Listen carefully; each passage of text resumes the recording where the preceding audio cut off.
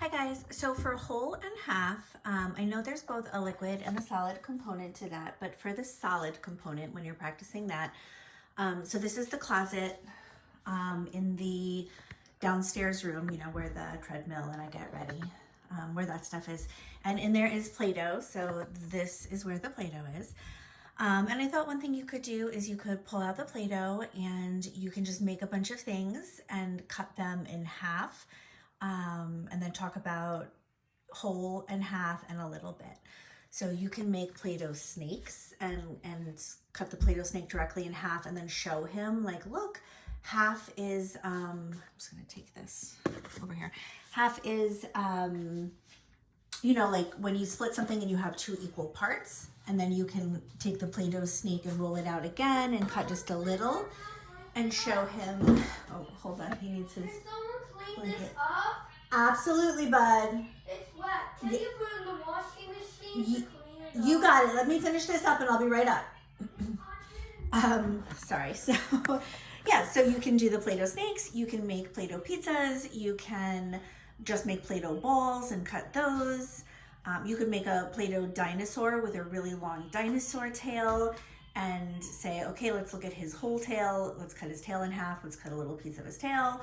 Honest to God, I don't care how silly you get. You can make Play-Doh dog poop and cut that in half. I mean, he's a boy. Like, I don't care. Whatever gets him engaged and paying attention and learning, I think that's great. And then when you guys do the liquid component, if you don't have to do it down here. Like if you want to go upstairs and pull up a chair or a stool to the kitchen sink, and then, you know, just literally play for a while in the water and pour half. I think also, I'm gonna come over here.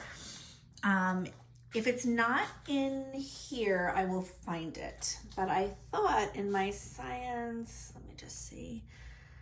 Yes, I think this is it right here. Okay, so in the science bin, I have food coloring. So, I mean, we have to be a little bit careful with the food coloring because it can stain. So if you do get it on the counter, if you don't mind just like wiping it up right away, because it'll be fine as long as you wipe it up right away. If you let it sit, I think it will stain. I know our counters shouldn't stain. They're supposed to not, but unfortunately they do. So anyway, so you can do the food coloring in the kitchen sink where you take these plastic cups right here and you can fill, you know, all the cups like at a, you know, different levels. So some can have just a little, some could be half full, some could be all the way full. And he can, you know, drop food coloring into the different cups.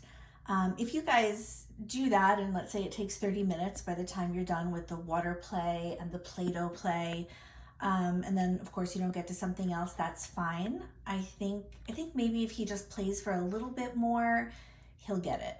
And then if you don't want to do Play-Doh or the messy water stuff, you can always just color. And even if you take like a white piece of paper and then you use those bingo markers, you can, I don't know, you can, you know, bingo marker half the page, or I have to find where I put them. I think maybe they're in here too. I have a bunch of squishy dinosaurs. I'll find those too, but you can always take like the dinosaur feet here and maybe, you know, make a row of 6 dinosaurs and stomp on half of them. You know, whatever you guys want to do, but, you know, just to kind of incorporate some more play into the math concepts, thought that was an idea.